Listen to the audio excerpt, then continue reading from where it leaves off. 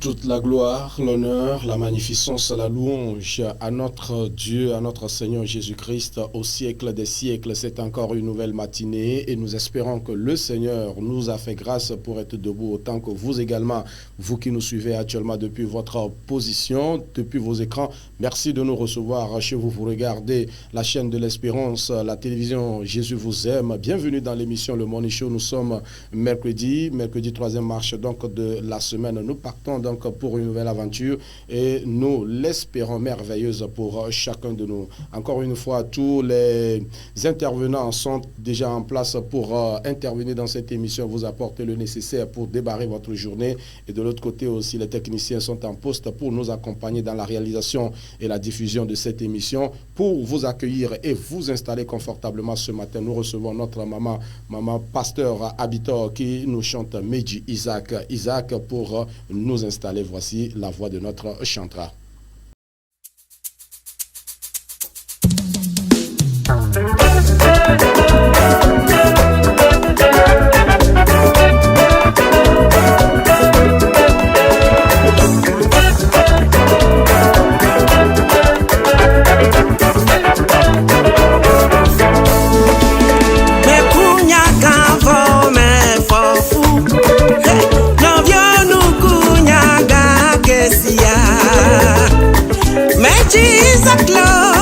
Esia come yenyebe maudonu kokwena jihaya klimbe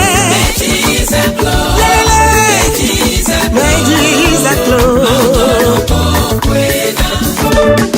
Peplasie ke bome fofula Novyonu kunyaga kesia Mejizakla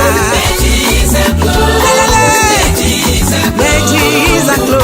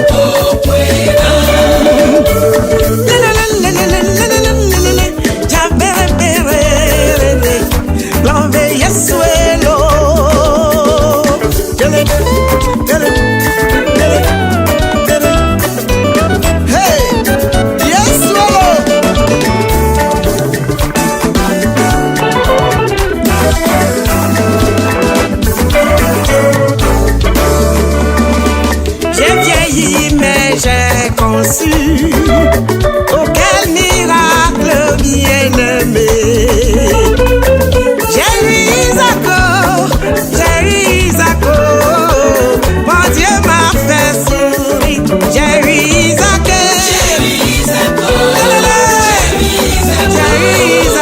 mon Dieu m'a fait sourire. À 90 ans j'ai conçu. Oh quel miracle bien-aimé.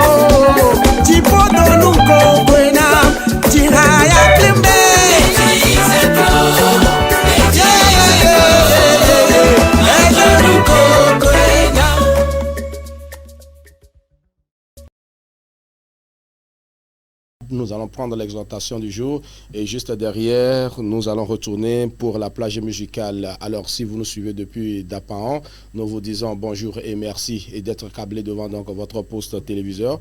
Depuis Dapahan, on va dire quoi? Dans Guam. En tout cas, j'espère qu'il ne va pas me contredire. Il va confirmer ce matin puisqu'il est encore en costume traditionnel pour exprimer sa richesse culturelle. Pasteur Pouguini Philippe Mito, bonjour et bienvenue. Vraiment, bonjour à toi, Pasteur Roger, Oui. et Dongwam à tout le monde. Merci beaucoup. J'espère que j'ai pas... vous n'avez pas massacré la langue. Vous n'avez pas massacré. Voilà, donc nous disons merci infiniment donc, à tous nos téléspectateurs depuis donc, la région des Savanes, à tous les serviteurs de Dieu depuis donc, la savane, tous ceux-là qui œuvrent pour l'avancement du ministère. Que le Seigneur vous soutienne, qu'il vous fortifie. Nous allons saluer toute la famille du pasteur Mbarma, quelque part qui doit quitter donc, pour une autre région, pour le ministère. On va saluer toutes les familles combattées qui sont au service du Seigneur de l'autre côté, la famille Lamboni, tous ceux-là donc qui sont au ministère du Seigneur de l'autre côté du Septentrion. Que le Seigneur vous fortifie, qu'il vous soutienne. Et nous prions également donc pour cette région, toutes les difficultés, tous les problèmes que cette région est en train de connaître en ce moment.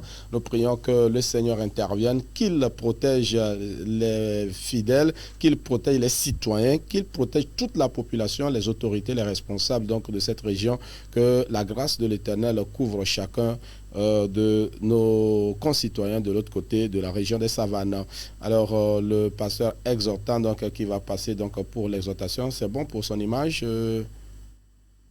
Voilà, allez-y maintenant, Pasteur Philippe, vous avez la parole. Merci beaucoup, Pasteur. Et je rends grâce à Dieu pour la vie de nos téléspectateurs et téléspectatrices. Peu importe là où vous êtes, la grâce de Dieu est avec vous. Cette grâce qui nous a encore offerte ce matin, cette journée de mercredi. Alors, nous allons lire un passage ou bien deux passages dans la Bible et nous encourager dans la marche. Alors, le premier texte est dans Genèse chapitre 3, verset 15. Et le second texte est dans Luc 10. Peut-être on va lire même à partir des versets 17 à 19. Mais, Genèse 3, 15. Je mettrai inimitié entre toi et la femme, entre ta postérité et sa postérité. Celle-ci t'écrasera la tête et tu lui briseras le talon. Alors, ce passage que nous connaissons bien, dont la scène est relatée et ça remonte depuis l'Ancien Testament. Et lorsque Adam et Ève ont péché, ont désobéi à la voix de Dieu, Dieu a donné sanction à tout ce qui était là. La femme, l'homme, le serpent. Et à la femme, il avait dit qu'il va mettre l'inimitié entre elle et le serpent, c'est-à-dire le diable. Et il a continué en lui disant quoi? La femme va t'écraser, la postérité de la femme va t'écraser la tête.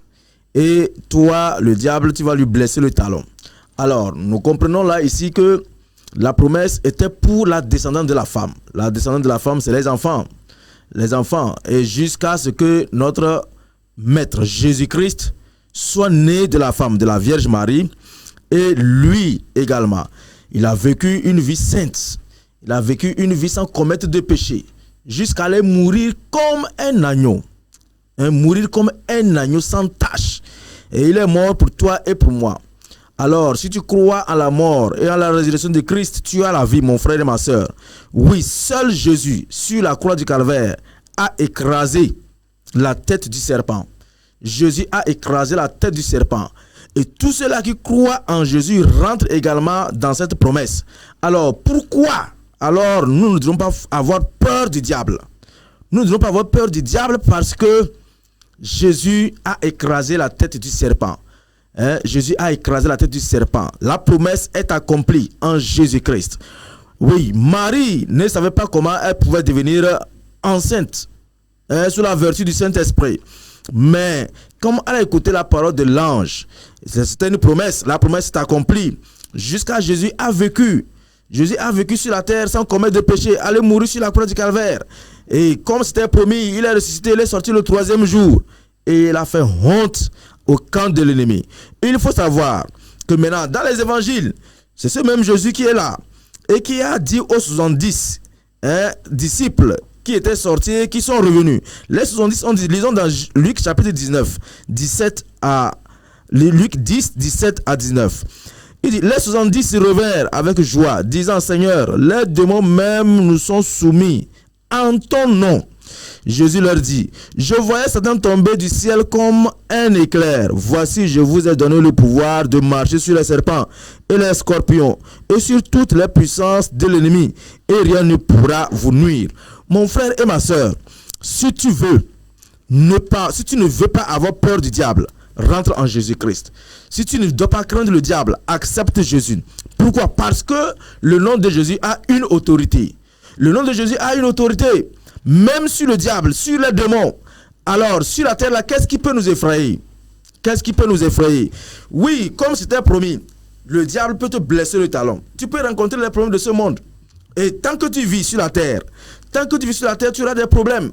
Que ce soit avec les parents, que ce soit avec les frères et les sœurs, que ce soit avec les enfants, n'importe où tu te trouves sur la terre, sache que tu dois avoir des problèmes. Et ces problèmes constituent les blessures du diable, c'est les blessures du monde. Mais sache qu'il y a une solution, Jésus-Christ. Il a une solution. Non seulement qu'il va cicatriser ses blessures, non seulement qu'il va trouver les solutions à ses blessures, mais Jésus t'aidera à écraser le serpent, à écraser ce problème, à écraser le diable. Par la croix, Jésus l'a écrasé. Il a même livré en spectacle. Il a livré en spectacle. Paul avait relevé cela aux Colossiens. Jésus a livré Satan et ses démons en spectacle sur la croix du Calvaire. Mon frère, pourquoi crains-tu alors? Pourquoi crains-tu? Les gens ont peur qu'on n'en parle des démons. Les gens ont peur qu'on n'en parle du diable. Les gens ont peur qu'on en parle de Satan. Ils ont peur qu'on en parle des méchants. Ils ont peur des forces ténébreuses. Mon frère, rentre en Jésus-Christ. Si cette peur te prend n'importe où tu te trouves, dis, lève les mains, dis, Seigneur, je vais entrer en toi. Papa, tu es mort sur la croix du Calvaire pour mes péchés. Je entre en toi. Enlève la peur qui est en moi. Donne-moi la vie parce qu'en Christ, il y a la vie.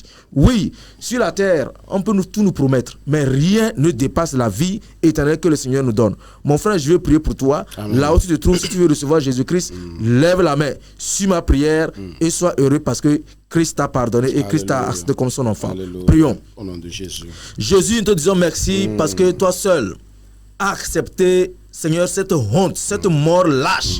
Mourir sur la croix, toi qui étais saint, toi qui n'avais pas de péché. Jésus, nous croyons en toi. Oui, nous t'avons accepté. Et nous croyons, Père, que le diable est également sous nos pieds.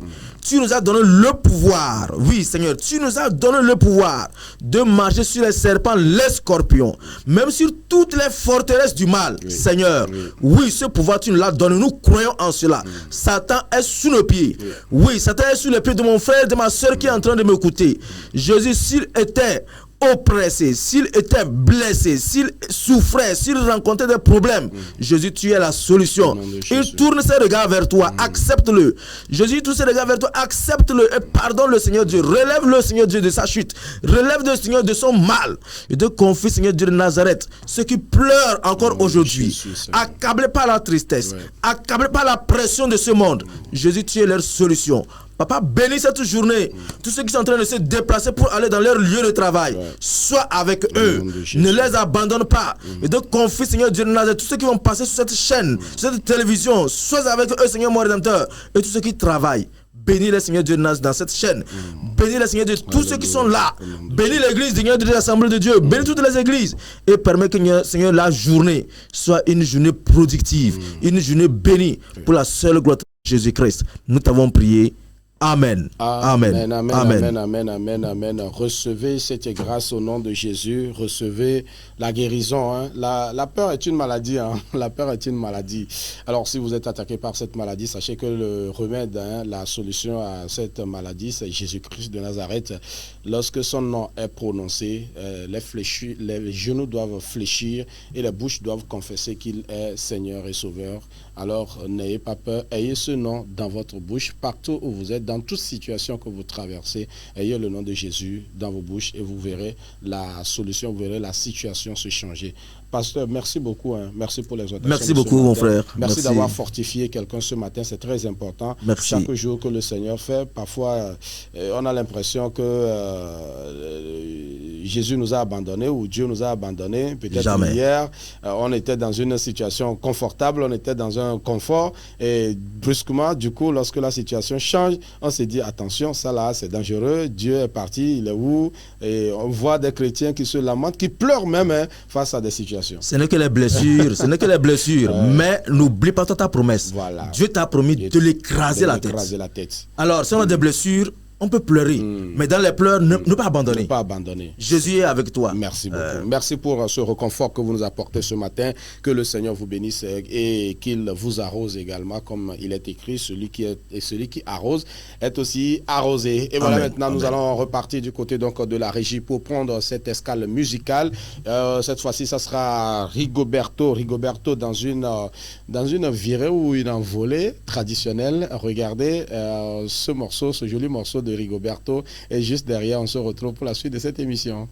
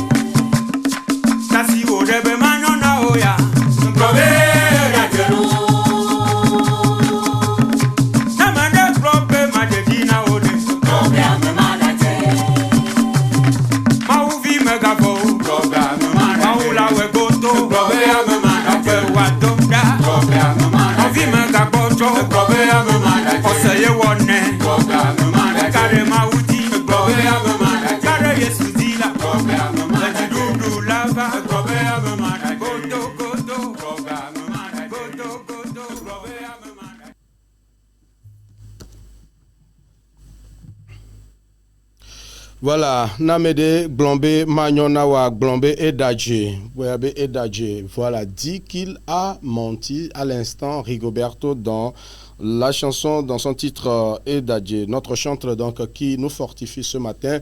Donc à la lumière de l'exhortation qui nous a été apportée, en tout cas, ayez confiance en l'Éternel. Lorsque vous croyez en Dieu, ayez le courage d'affronter les situations et n'abandonnez jamais d'appeler Dieu. Il interviendra, il viendra à votre secours. Enoch, le jingle Acti Info, et puis on va aller prendre les informations en kiosque.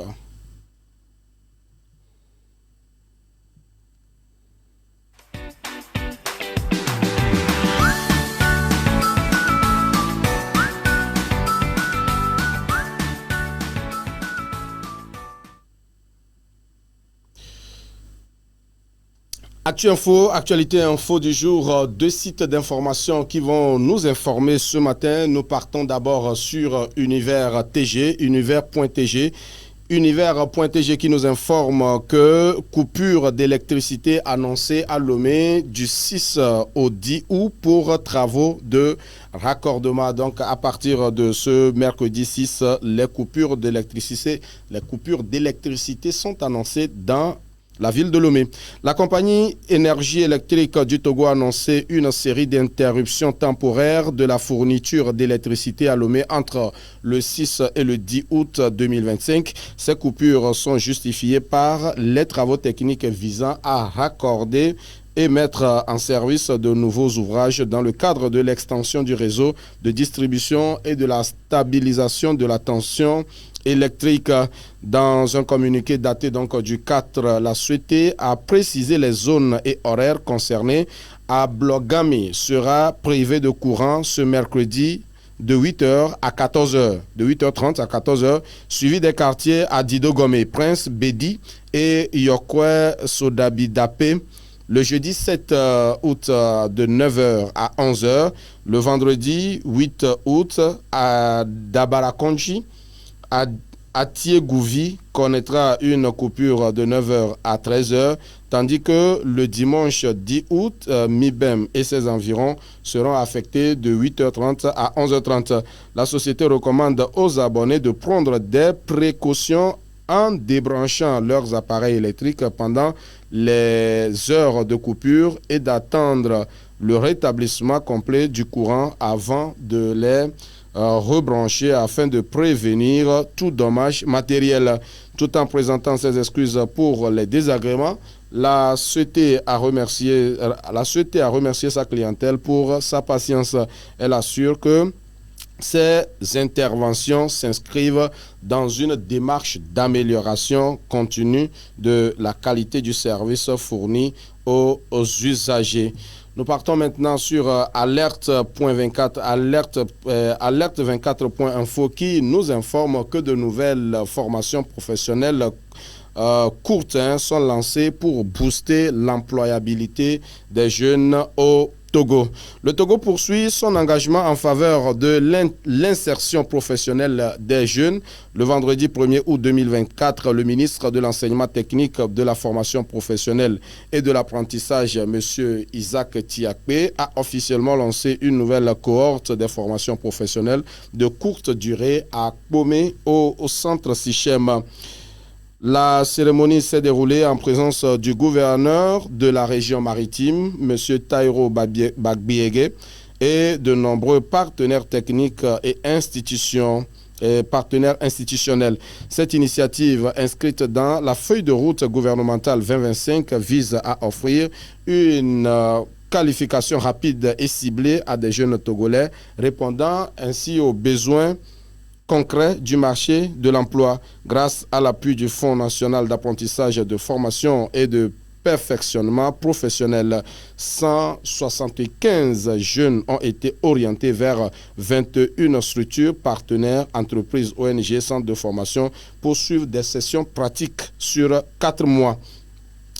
Les formations couvrent des secteurs à fort potentiel d'employabilité: agriculture, transformation agroalimentaire, artisanat, pisciculture, massage, irrigation et etc. Plusieurs partenaires dont la GIZ à travers les projets ProDaide et Pro Emploi Plus soutiennent le programme. Selon le ministre Chiakpe, ces formations boostent efficacement l'insertion des jeunes. Les secteurs agro-industriels et artisanaux offrent de réelles opportunités d'emploi pour ceux qui sont bien formés. Le gouverneur Bagbiégué a quant à lui salué cette approche immersive et professionnalisante des jeunes. Voilà ce que nous pouvons retenir. Et comme nous l'avions annoncé, c'est aujourd'hui que la Cour suprême va donner les résultats définitifs des élections locales donc, que le Togo a connues le 17 juillet dernier. Notre expert qui sera dans un instant sur le plateau pour donc nous parler de la participation des citoyens, plutôt des compétences. Voilà, on va parler des compétences forcément aujourd'hui. Hier, il nous en parlait et aujourd'hui, on va poursuivre et aller en profondeur pour éclairer davantage la lanterne publique. Voilà donc ce qui va être dans la suite de cette émission. Le temps pour nous d'accueillir notre invité. Nous allons partir avec Dr Didier, notre aîné, notre confrère journaliste qui s'est aussi engagé dans la musique. Nous l'avions annoncé entre-temps. Voici un nouveau titre que Dr Didier nous propose ce matin. Nelolo.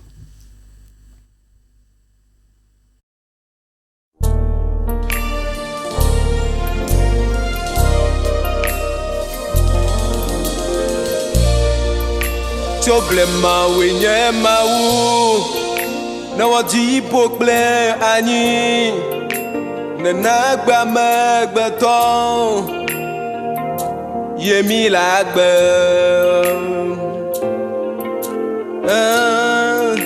na makpo to gbe o bali ple bubwa o wenye mau no nuku jwa tuo ati apukle menu toku no sienu bafa ozwa zoli nku no kwanu yeudi adase le nusi one wota le wasinu dota tuko katari da sebe le triacolo nuovo katari da sebe le lololo tuko katari da sebe le triacolo nuovo katari da sebe le lololo.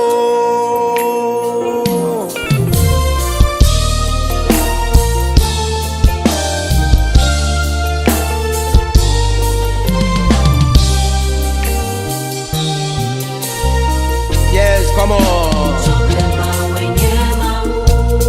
Nyate kama wenenye ne wochiple anyigba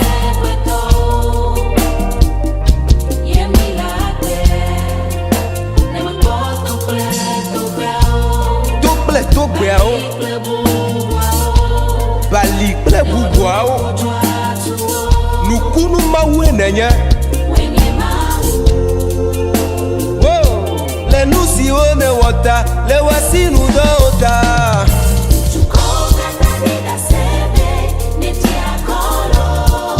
netiakolo mau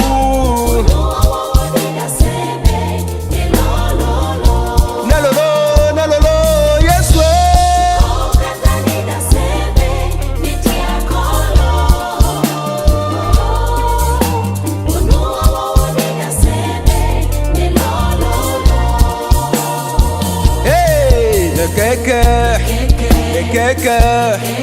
le triaco, le lolo,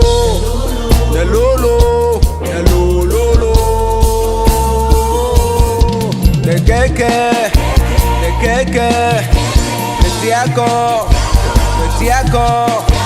le lolo,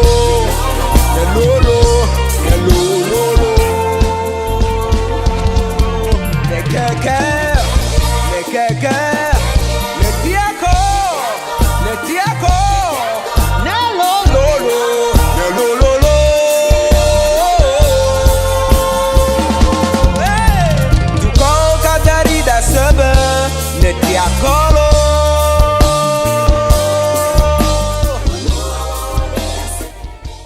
témoigne de la gloire de l'Éternel, de la grandeur de notre Dieu. Nous disons merci à notre chantre, Dr Didier, pour ce joli morceau. Lolo, nous pensons, nous espérons l'avoir un de ces 4 en studio ici. Il viendra nous dire comment il se porte et son actualité musicale.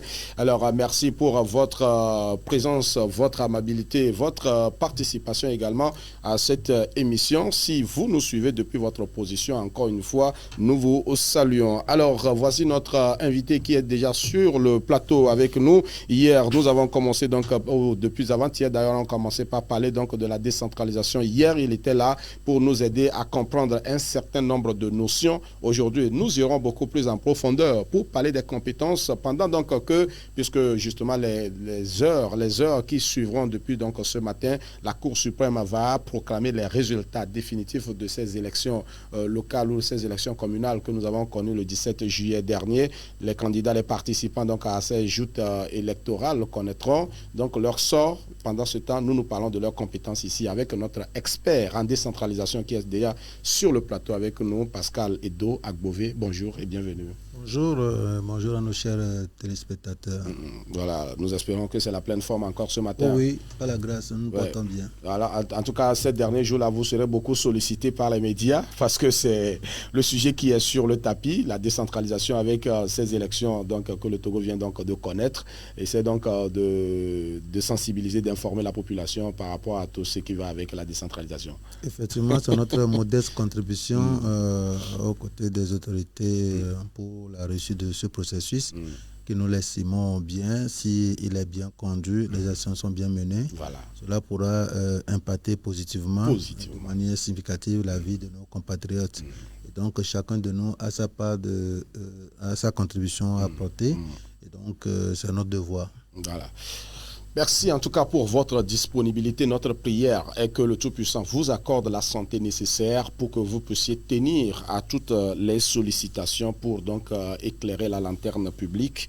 Et ce matin, nous poursuivons donc avec les compétences. Hier, nous avons parlé nous avons essayé de définir un peu les concepts, les notions autour des élections municipales, le conseiller municipal, le maire, le nombre, le chiffre des conseillers municipaux dans les différentes communes que nous avons. Mais aujourd'hui, nous voulons comprendre qu'est-ce que concrètement l'État, le gouvernement transfère à ces conseillers municipaux que nous avons élus. D'accord. Merci.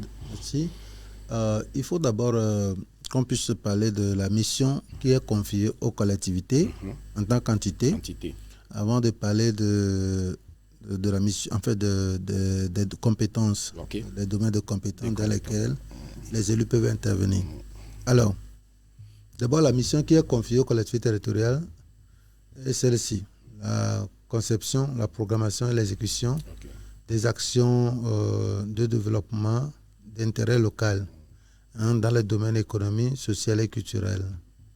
Donc, ces actions, cette mission s'inscrit dans la vision nationale. Donc, il travaille conformément aux orientations nationales pour pouvoir apporter des solutions aux besoins des populations à la base. Et donc, les élus, dans leur ensemble, quand ils se retrouvent, leur mission, c'est de pouvoir concevoir, programmer et exécuter les actions. Voilà, les actions de développement local qui relèvent des domaines économiques, sociaux et culturels.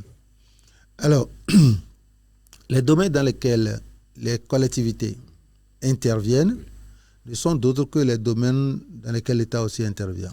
Et donc, c'est dans ces domaines justement dans lesquels l'État intervient qu'une partie des compétences a été transférée aux entités autonomes pour que les élus que les populations vont choisir puissent travailler dans ce sens pour pouvoir répondre efficacement aux besoins des populations à la base. Parce qu'au niveau national, il y a des orientations qui sont données, mais on estime que dans chaque localité, dans chaque commune, il y a des besoins spécifiques.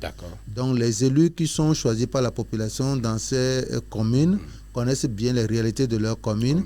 Donc à partir des orientations nationales, ils peuvent vraiment identifier des actions spécifiques à mener pour pouvoir bien réussir, répondre aux attentes de leurs concitoyens à la base. Donc voilà un peu.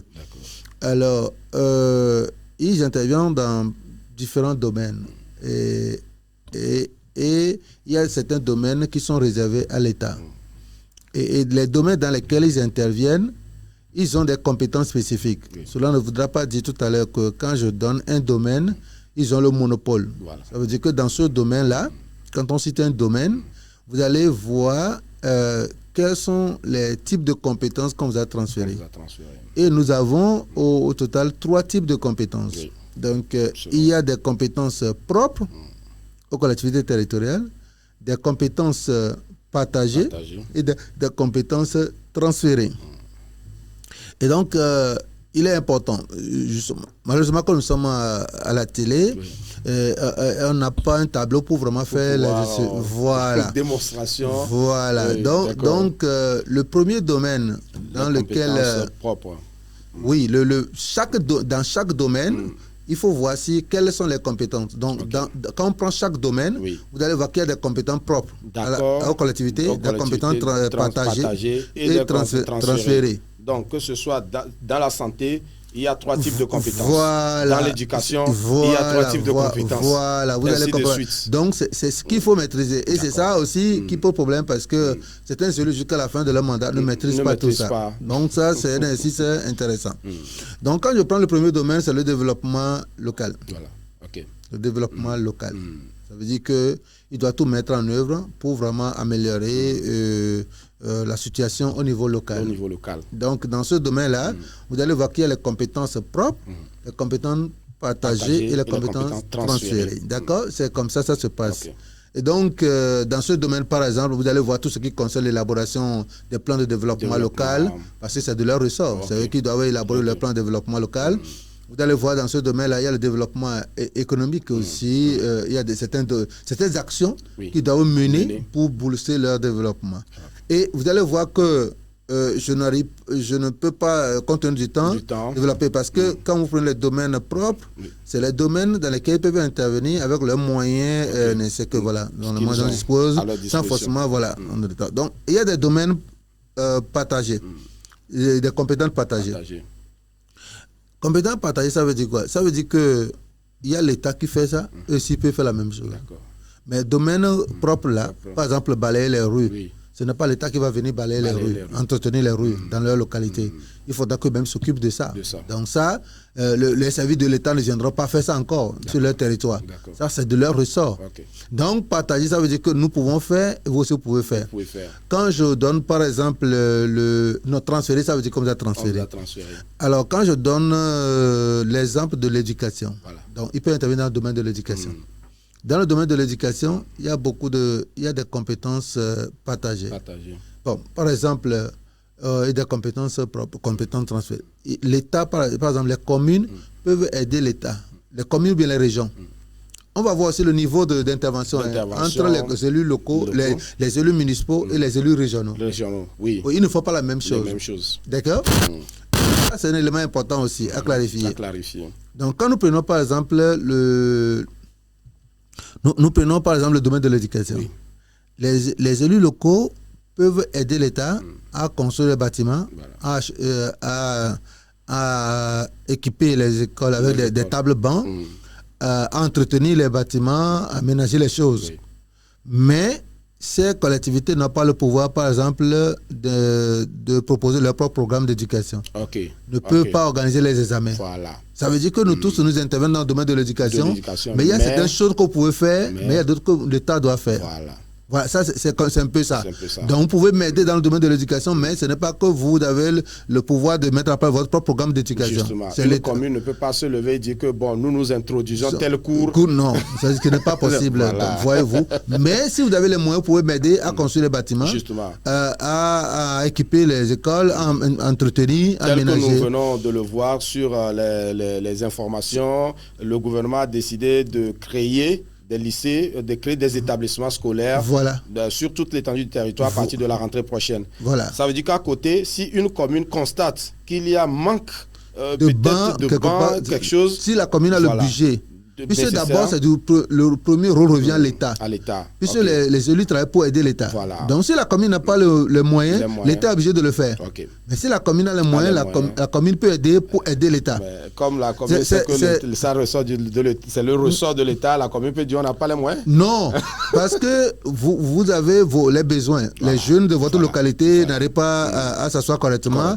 Ou bien le toit est endommagé, il n'y a plus. Donc, toi, le maire, toi, tu ne t'en serais pas à l'aise. Si tu ne le fais pas, c'est comme tu ne joues pas ton rôle. Justement. Parce qu'au niveau de l'État, ça traîne. Donc, si la commune a les moyens, la commune peut venir en aide à l'État, voilà, aider la population. Donc, voilà un peu ce qui se passe. Et donc ça, j'ai donné juste un exemple.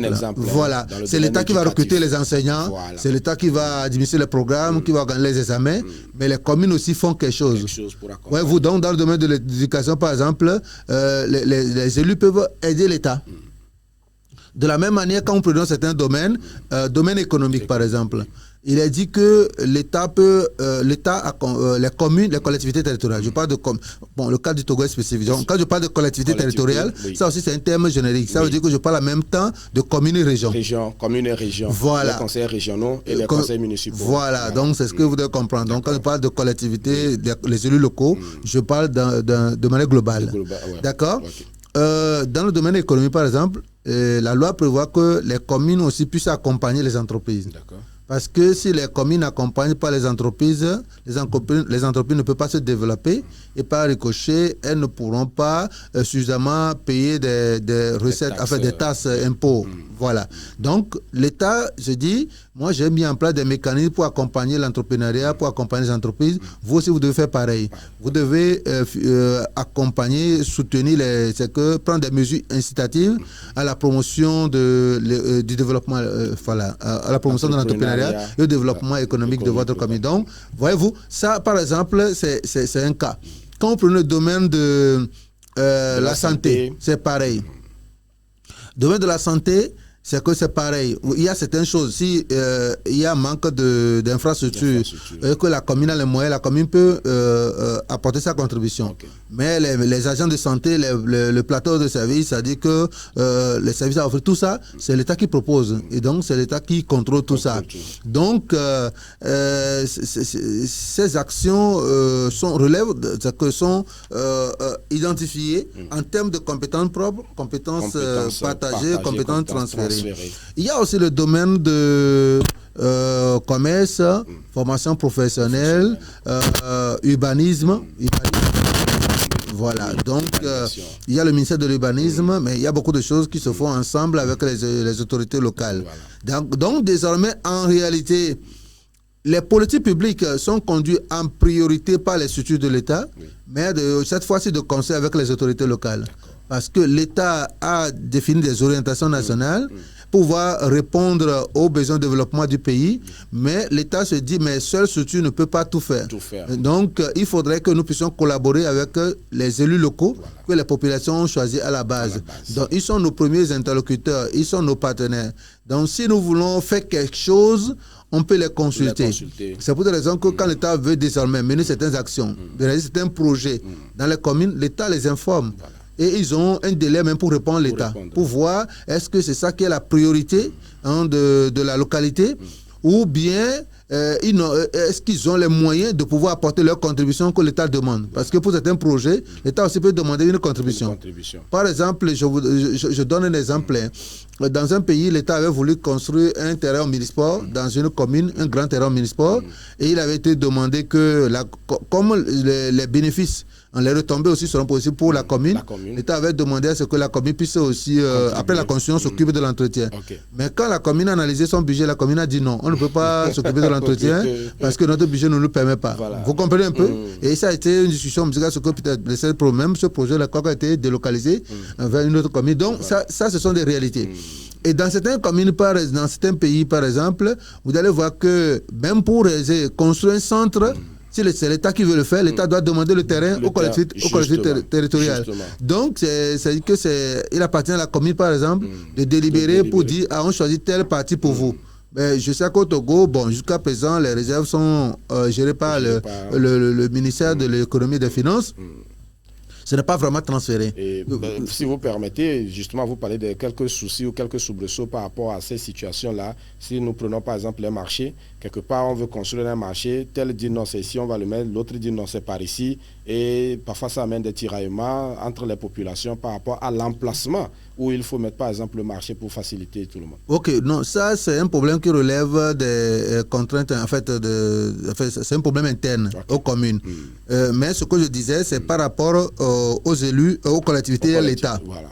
Si l'État veut construire un centre dans une commune, et il a besoin de terrain, comme cela se fait normalement dans certains pays, c'est que l'État informe d'abord les communes, les autorités locales, où c'est comme ça, on a choisi, votre commune a été identifiée pour vraiment habiter ceci, et ils vont délibérer.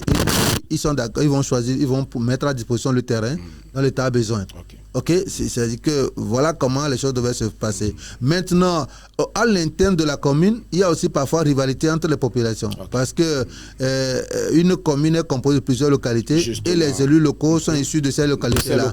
Donc quand il y a ces opportunités arrivent, chaque élu voudrait que le projet arrive dans chez lui, voilà. Sur son territoire au niveau de la commune. Et donc c'est ça qui crée ces rivalités-là. Et nous observons ça et nous savons que c'est une réalité aussi. Mais je parlais plutôt de relations entre collectivités et État. Donc, il y a plusieurs domaines dans lesquels l'État collabore avec les collectivités. Et comme je le dis, en réalité, ce que les élus locaux font, c'est que cela relève de la mission de l'État. C'est pourquoi on dit que la décentralisation, c'est l'État qui transfère certaines de ses compétences aux élus locaux, aux collectivités, pour pouvoir l'aider dans sa mission. C'est pour dire que désormais, les élus locaux vont servir de relais à ce que les ministères font déjà, ou bien les services de l'État font déjà. Bien sûr, s'il faut par exemple soutenir les agriculteurs, il faut soutenir les artisans. Il faut créer les conditions pour que les activités économiques se développent dans la commune. Je pense que l'État fait déjà quelque chose et les communes aussi peuvent faire mener deux actions en complément. Donc, c'est comme ça que les choses vont se passer. Donc, nous avons, comme je le disais, nous avons trois types de compétences. Les compétences propres, compétences partagées, les compétences transférées. Maintenant, il y a les domaines qu'il faut connaître.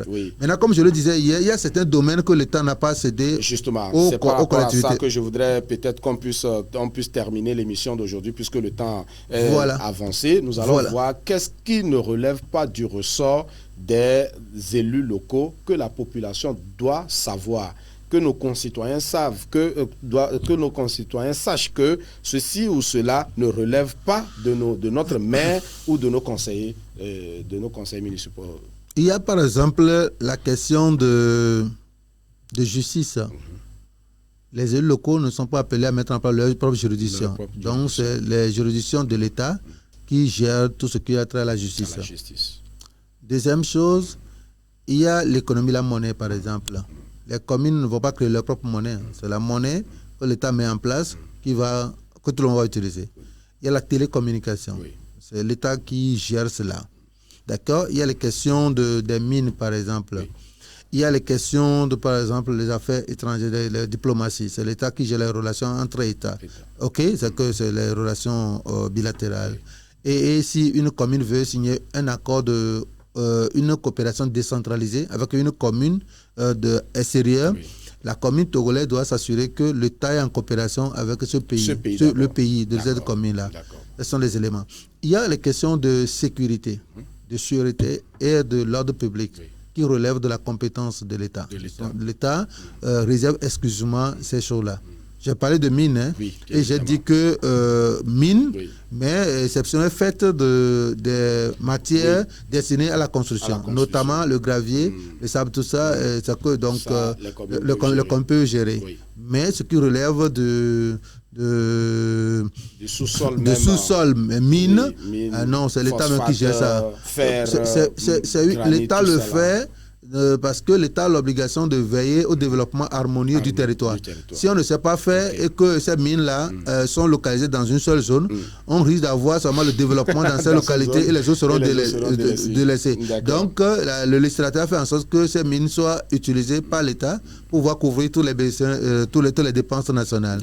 Donc voilà un peu ce que nous pouvons retenir. Je dis, nous sommes dans une émission, on n'a pas le temps vraiment de tout d'aller dans tous les sens. D'expliquer aux gens. Mais j'aimerais quand même qu'on puisse s'intéresser peut-être à un aspect fondamental avant de sortir de ce studio, la question de la sécurité.